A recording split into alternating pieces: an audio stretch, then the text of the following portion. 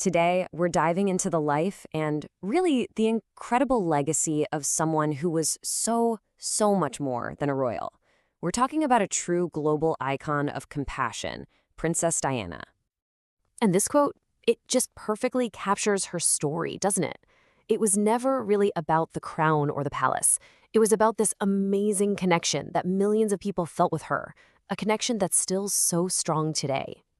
For so many of us, this date is unforgettable. The news of her death, it wasn't just a headline. It was a massive shockwave that rippled across the entire globe and led to this just unprecedented outpouring of public grief. So that's the big question we're really going to dig into.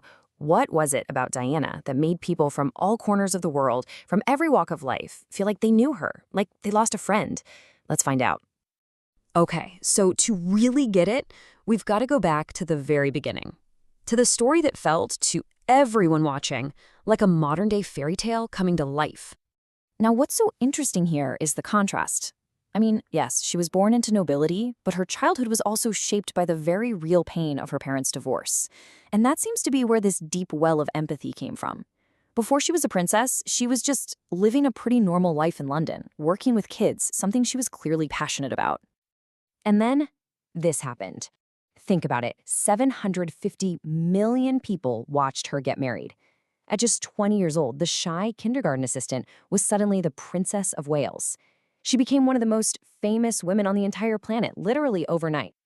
But, as we all know, that fairy tale image, well, it was only half the story. Because behind the glamour, behind the palace walls, a very different and much harder reality was unfolding. And you can really see the two different worlds she was living in right here. On one side, you have the public Diana, this global style icon celebrated for her charm.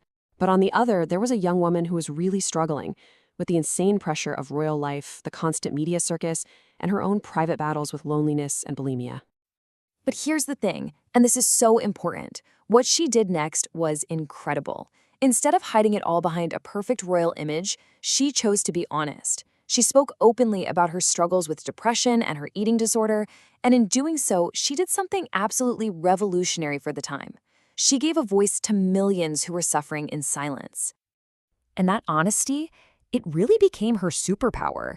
She started channeling her own pain into purpose. And in the process, she began to find her true voice and completely change what it meant to be a royal. I mean, take her approach to being a mom. She just threw out the royal rulebook. She was determined to be a hands-on parent, making sure her son saw what life was like outside of the palace bubble, whether that meant trips to amusement parks or visiting homeless shelters. She wanted them to know and understand people. And she brought that same empathy to her humanitarian work. You have to remember, back in the 80s, the world was terrified of HIV and AIDS. There was so much misinformation and fear. And then Diana does this. She visits a hospital and shakes the hand of a patient, without gloves. That one simple gesture helped change the global conversation and challenge so much prejudice. And look, this wasn't just a one-time photo op. It was who she was. You see a pattern here, from challenging that stigma around AIDS to her incredible connection with children in India, and of course, famously, walking through an active minefield in Angola to campaign against landmines just months before she died. Her compassion always led to action. And if you want a perfect little moment that captures her spirit, just listen to this. After watching a young girl dance during her trip to India, she just spontaneously hugged her and said this. It wasn't planned, it wasn't scripted, it was just a genuine, beautiful human connection. So, what does this all add up to? Where does all of this lead? Well, her life, her struggles, her work, it all came together to create this powerful, lasting legacy, one that we're still feeling today. Right after she died, the British Prime Minister, Tony Blair, gave her this title. And that name, it just stuck. You know why? Because it perfectly described what everybody was already feeling. She wasn't a princess who belonged to the institution, she belonged to the people. And her work didn't stop. You can see it living on today, like a direct thread passed down to her sons, Prince William and Prince Harry. They very deliberately carried on the causes she cared so much about, from mental health to landmine removal. And that brings us right back to our first question. Why did millions of people cry? Because Diana showed us all something. She proved that real influence doesn't come from a title or from power. It comes from empathy. That the greatest strength you can have isn't tradition, it's compassion.